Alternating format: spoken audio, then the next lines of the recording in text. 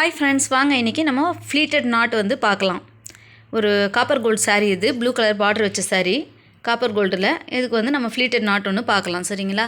இதுக்கு வந்து நான் வந்து 3க்கு 3, 3 இன்ச்சுக்கு 3 இன்ச்சு அகலத்தில் கொண்டு 2 பீஸ் கட் பண்ணி எடுத்திருக்கேன். அதை வந்து கார்னர் டு கார்னர் மடிச்சுட்டு ஒரு கார்னரை ஷேப் எடுத்து வெட்டி தள்ளும்போது ஒரு கால் வட்டம் கிடைக்கும். அந்த கால் வட்டம் பீஸ் நம்ம எடுத்து தனியாக வச்சுக்கலாம்.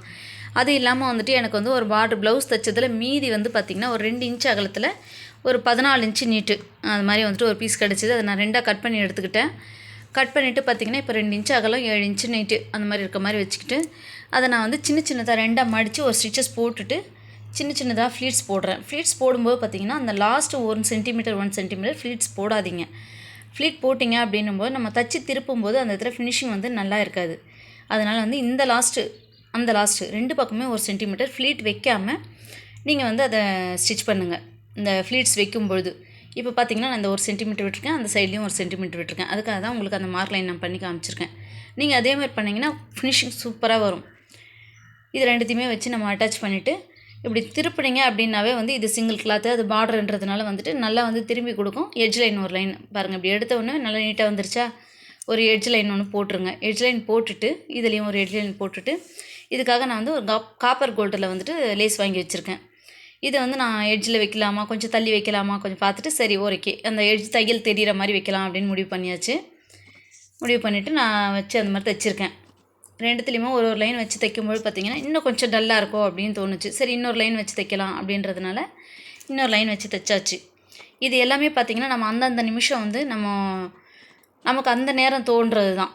இது எதுவுமே நம்ம பிளான் பண்ணி எதுவுமே பண்ண முடியாது. நம்ம அந்த நேரம் அந்த நிமிஷம் என்ன தோணுதோ அது பிரகாரம் தான் நம்ம செய்ய முடியும். இந்த விஷயங்கள் இந்த வேலைகள்லாம் வந்து அதை மாதிரி நான் தைச்சாச்சு. இப்போ வந்து பார்த்திங்கன்னா அந்த நாட்டு வந்துட்டு நான் 1 மீட்டர் வாங்கி கொடுத்துருந்தாங்க. அதில் வந்து நான் 2ஆக கட் பண்ணி எடுத்துகிட்டு இப்போ அது வந்து நான் லென்த் வந்து கீழ்ப்பக்கம் வர மாதிரியும் அந்த பாயிண்டில் வந்து சின்னதாக வர மாதிரி வச்சு நான் கோன் வந்து மார்க் பண்ணிவிட்டு நான் வச்சு ஸ்டிச் பண்ண ஆரம்பிச்சிட்டேன். இந்த மாதிரி நீங்கள் மார்க் பண்ணி ஸ்டிச் பண்ணுங்கள், ரொம்ப நீட்டாக இருக்கும். உங்களுக்காக நான் இந்த மாதிரி ஸ்டிச் பண்ணி காட்டியிருக்கேன்.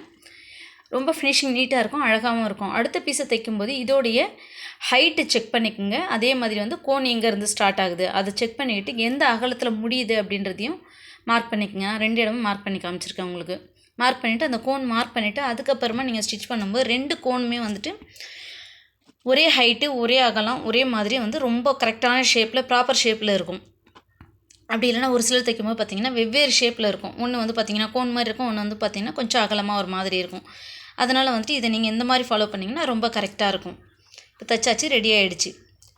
பார்த்திங்களா ஃபினிஷிங் எவ்வளோ நல்லா இருக்குது. வீடியோ பிடிச்சா லைக் பண்ணுங்கள், ஷேர் பண்ணுங்கள், கமெண்ட் பண்ணுங்கள், சப்ஸ்கிரைப் பண்ணுங்கள். தேங்க்யூ.